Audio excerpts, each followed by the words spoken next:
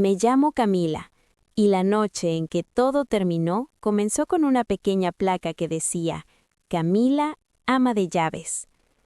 Estaba de pie en el gran vestíbulo de los Pines en Genesee, en lo alto de las estribaciones al oeste de Denver, donde el aire huele a pino incluso dentro de los pasillos de mármol.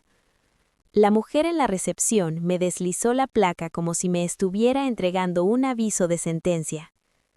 Mi suegra, Elena, apareció a mi lado con un vestido de seda color champán, sonriendo esa sonrisa que la gente pone cuando finalmente puede decir en voz alta lo que había pensado en silencio. «Esta noche te toca descansar, querida», dijo, lo suficientemente alto para que el círculo de esposas de inversores lo escuchara. Sin asiento en la mesa, sin plato, solo familia. Mi esposo, Gabriel, llegó un momento después, ya relajado tras un poco de whisky.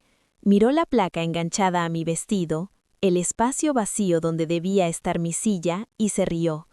Una risa verdadera, cálida y fácil, la misma que usaba cuando cerraba un trato a su favor.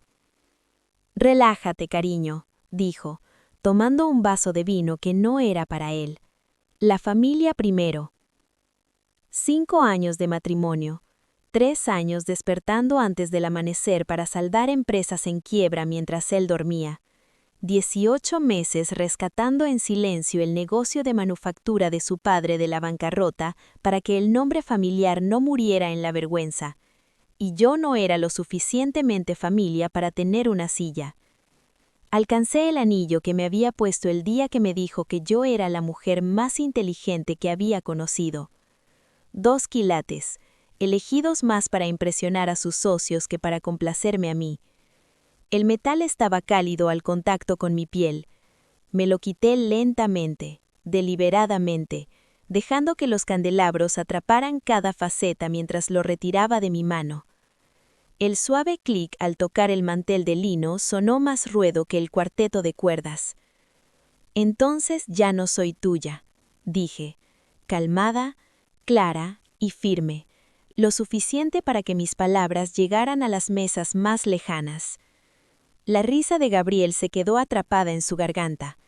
300 de las personas más adineradas de Denver de repente tenían un asiento en primera fila para el preciso momento en que un matrimonio terminaba.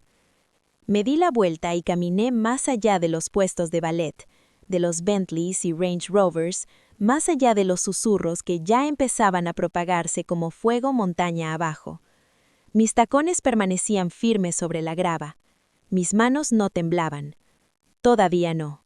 En el coche, bajando por el camino serpenteante mientras las luces de la ciudad parpadeaban debajo de mí, sentí que algo dentro de mi pecho se abría por completo.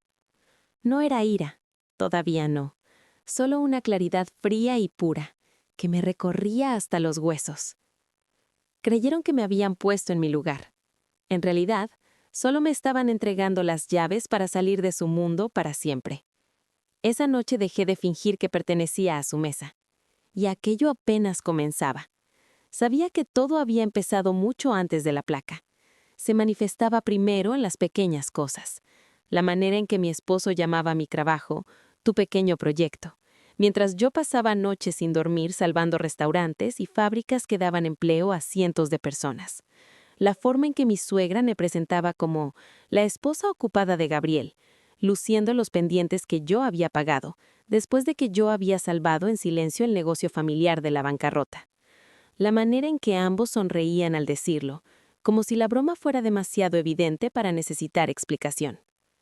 Crecí en pueblo, criada por una madre soltera que limpiaba habitaciones de motel para que yo pudiera comer. Pagué la universidad trabajando de mesera y estudiando contabilidad por las noches.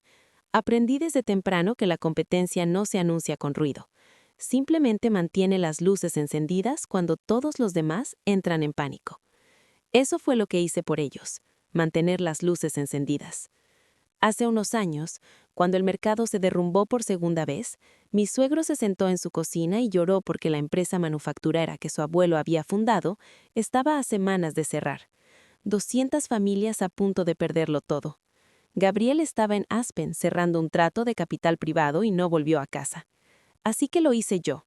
Trabajé 16 horas al día durante 18 meses, renegociando contratos sindicales, reorganizando líneas de producción, encontrando compradores para equipos que ya no necesitábamos, todo por una fracción de lo que pedían las grandes firmas. Nunca puse mi nombre en ningún documento, simplemente les devolví la empresa con vida, rentable, funcionando otra vez. Mi suegro murió 6 meses después creyendo que había sido su hijo quien la salvó. Gabriel jamás lo corrigió, solo me dio las gracias una vez, medio dormido en la cama, como si hubiera ido a recoger su ropa de la tintorería. Luego se dio la vuelta y me dijo que en la próxima cena con socios debería usar más color, para no verme tan seria. Aún así guardé pruebas, no porque pensara que algún día las usaría, sino porque así soy yo. Cada irregularidad en el fondo de capital privado que él manejaba, cada gasto personal disfrazado dentro de una empresa del portafolio, cada dólar de inversionistas desviado a un reloj o a una suite de hotel impregnada con el perfume de otra persona. Lo fotografié todo, lo cifré y lo guardé en una carpeta llamada Seguro. Me repetía que el matrimonio era una forma de protección, incluso contra la peor versión de alguien. Mis manos no temblaban. Todavía no. Luego llegó la noche en que entré a escondidas en nuestra casa de Wash Park con bolsas del supermercado y escuché a Gabriel hablando en altavoz desde el dormitorio.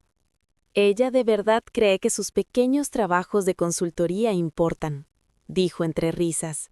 Esa risa cálida y despreocupada otra vez. La placa de ama de llaves en la fiesta de compromiso de Lila será perfecta. Ya es hora de que aprenda la diferencia entre el dinero real y jugar a disfrazarse. Flotó la voz encantada de mi suegra por el altavoz. Exacto, la ayuda es ayuda, no importa lo bien vestida que esté. Me quedé parada en el pasillo, con la leche y los huevos en las manos, sintiendo cómo se rompía el último hilo de esperanza que me quedaba. Dejé las bolsas sin hacer ruido, fui a mi oficina, abrí la carpeta de seguros y empecé a escribir la carta anónima que acabaría con su carrera. Mientras ellos planeaban mi humillación, yo estaba planeando la suya. Y lo hice como hago todo, en silencio, con cuidado, sin levantar la voz. La semana previa a la fiesta casi no dormí. Pasaba horas sentada a oscuras frente a mi escritorio, con 2 monitores encendidos, hojas de cálculo abiertas de una cervecería en quiebra en Fort Collins, mientras la carpeta de seguros esperaba en segundo plano como un arma lista para disparar. Me veía reflejada en la ventana negra y apenas reconocía a la mujer que me devolvía la mirada. Ojos demasiado abiertos, mandíbula rígida, alguien sostenida solo por fuerza de voluntad y cafeína. Pensaba una y otra vez. Si trabajo un poco más, si salvo una empresa más, si preparo una tarta de limón perfecta para la cena del jueves, tal vez por fin me vean. Pero nunca me vieron. Veían todo lo que hacía por ellos, pero nunca quién era yo de verdad. Algunas noches, después de que Gabriel se dormía, caminaba por la casa adosada y tocaba los objetos que, según ellos, demostraban que pertenecíamos juntos. La foto enmarcada de nuestra boda, donde él mira a la cámara y yo lo miro a él, el reloj que le regalé el año en que salvé la empresa familiar, el armario repleto de sus camisas de prensa que todavía planchaba con precisión, con exactamente 1 pulgada de almidón en el cuello, porque eso es lo que hace una esposa perfecta. Me quedaba allí, en silencio, sintiendo el peso de cada madrugada en que me levantaba a las 5 para prepararle el café a su gusto, mientras revisaba estados financieros de personas que ni siquiera conocía y que al menos me daban las gracias. Lloraba en la ducha para que él no me escuchara. Lloraba por la chica de pueblo que pensaba que el amor se sentía como seguridad.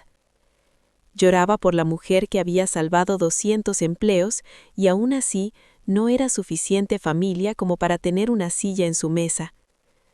Lloraba porque una parte de mí aún deseaba que él entrara, me viera doblando sus camisas con lágrimas en el rostro y finalmente preguntara qué sucedía. Nunca lo hizo. La noche antes de la fiesta llegó tarde, oliendo a perfume que no era mío, y me dijo que no me arreglara demasiado al día siguiente. «No quieres opacar a Lila. comentó mientras revisaba su teléfono. Me quedé en la puerta de nuestro dormitorio sosteniendo el vestido negro que había elegido, sencillo, elegante, uno de esos que sirve tanto para una celebración como para un funeral, y sentí que algo dentro de mí se congeló. Mis manos no temblaban, todavía no. Entonces entendí que ya no lo estaba protegiendo a él. Estaba protegiendo a la versión de mí misma que todavía creía necesitar su aprobación para sentirse completa. Esa versión murió silenciosamente esa noche, entre el aroma de un Chanel número 5 que no era mío y el suave clic de su pantalla apagándose. Cuando colgué el vestido, mis manos permanecieron firmes. Abrí de nuevo la carpeta de seguros y adjunté los últimos archivos sin dudar. No lo hacía por rabia. Lo hacía porque había dejado de suplicar ser vista y porque algunas deudas solo se pagan cuando los que las deben finalmente comprenden lo que dejaron escapar. Los Pines, en Genesis, se alza sobre la ciudad, un edificio de vidrio y madera, con dinero disfrazado de rústico. Esa noche el aire de la montaña cortaba, pero dentro del salón de baile se sentía irrespirable. Llegué sola. Gabriel había salido horas antes a tomar algo con sus amigos, así que yo conduciría sola por el camino serpenteante, en silencio, mientras el vestido negro se deslizaba sobre mi piel como agua. En la recepción, la chica dudó por un momento antes de deslizar la placa. Camila, ama de llaves. Mi suegra estaba allí, radiante en su seda color champán. «Perfecto», dijo, lo suficientemente alto para que todo el vestíbulo lo escuchara. «El personal usa la entrada lateral, querida». La gente se giró, los teléfonos se alzaron. Alguien susurró. «Es ella la que salvó su empresa, ¿verdad?». Otra voz respondió. «Supongo que ya no». Coloqué la placa en mi vestido y caminé directo al salón de baile. Nuestra mesa estaba en el centro, lo suficientemente cerca para importar, lo bastante lejos para controlar la vista. 8 puestos, 7 sillas. Me paré junto al espacio vacío que habían dejado con tanto cuidado, sintiendo 300 miradas posarse sobre mí como pesas. Gabriel llegó 20 minutos después, con las mejillas coloreadas por el whisky y la sensación de triunfo. Vio la placa, la silla vacía, la sonrisa satisfecha de su madre y se rió de nuevo, esa misma risa cálida y fácil que antes me hacía sentir segura. «Relájate, cariño», dijo, levantando el vino de otra persona. «Comida para la familia». La sala esperaba que me encogiera. No lo hice. Alcé la mano hacia mi anillo, me lo quité lentamente y lo dejé en el centro exacto del espacio vacío. El suave clic silenció al cuarteto. «Entonces ya no soy tuya», dije, con voz calmada pero lo suficientemente firme. La risa se apagó como si alguien hubiera tirado del enchufe. Me di la vuelta y salí caminando. Sin prisa, sin lágrimas. Solo el constante clic de mis tacones sobre el mármol, pasando junto a mesas de personas que recordarían esa noche durante años. Detrás de mí, escuché a mi suegra siseando, a Gabriela intentando decir algo, y su silencio atónito habló por él. En el estacionamiento, el valet trató de darme mi boleto con manos temblorosas. Le sonreí, pequeña, educada, definitiva, y bajé la montaña sola. A mitad de camino a casa, me detuve en un mirador donde la ciudad brillaba debajo de mí. Abrí la puerta del coche, dejé que entrara la fría noche y por fin me permití temblar, no de miedo, sino por un alivio tan profundo que dolía. Luego saqué mi teléfono y envié un mensaje a Javier Morales, mi segundo al mando. «Ejecuta todo, esta noche». 3 palabras, todo lo que hizo falta. Cuando llegué a Wash Park, las primeras cuentas ya estaban congeladas. A la mañana siguiente, la SIC temía los archivos. Al mediodía del lunes, los socios de la firma de Gabriel convocaban una reunión de emergencia a la que él nunca sería invitado otra vez. Nunca levanté la voz. Nunca hizo falta. La verdad se encargó de todo. Meses después, en una tranquila mañana de invierno con nieve cubriendo las ventanas de mi nueva oficina en lodo, Lila apareció sin avisar. Se quedó en la puerta con un abrigo de lana sencillo, sin marcas de diseñador, sin anillo de 3 quilates. Solo mi cuñada, la única que alguna vez se sintió como hermana, sosteniendo 2 vasos de café de papel y unos ojos que habían aprendido a mirar directo a lo que importa. «Me fui», dijo, entregándome un vaso. «Para siempre, esta vez». Nos sentamos en el suelo de mi oficina, porque los muebles aún no habían llegado, apoyando la espalda contra la pared mientras veíamos cómo la nieve caía silenciosa sobre la ciudad. El aire olía a café recién hecho y a madera, y por primera vez sentí que había espacio para respirar. Me contó cómo la empresa de Connor se vino abajo la semana siguiente a la fiesta. Bots para usuarios, asociaciones falsas, todo salió a la luz. Cómo su madre trató de presionarla para mantener el compromiso por las apariencias, intentando que todo pareciera perfecto. Cómo finalmente comprendió que las personas que se rieron de mi silla vacía nunca se habían preocupado por saber si yo estaba bien. «Elegí la familia equivocada», dijo en voz baja. «Quiero elegir la correcta ahora». No lloré, solo extendí la mano y tomé la suya. Ese fue el día en que dejé de ser la mujer que salvaba a todos menos a sí misma. Sentí que un peso que llevaba años encima comenzaba a desaparecer, lento pero seguro. Nexus Advisory creció más rápido de lo que jamás había imaginado, no por los contactos que tenía en las salas de juntas, sino porque se corrió la voz sobre la consultora que podía rescatar un negocio sin destruir a las personas que lo sostenían. Los CEOs empezaron a llamar desde Detroit, Cleveland y de lugares que las costas habían dado por perdidos. No les importaba dónde estudié ni quién había sido mi esposo. Les importaba que apareciera, escuchara, entendiera y arreglara lo que estaba roto. La caída de Gabriel fue más silenciosa de lo que nadie esperaba. Sin gritos, sin esceras borrachas en el porche, solo un hombre viendo cómo todo en lo que creía se desmoronaba. Cuentas congeladas, capital incautado, su nombre eliminado del membrete de la empresa. La última vez que supe de él, vivía en su habitación de la infancia en Colorado Springs, contestando teléfonos para la firma de capital privado de otra persona.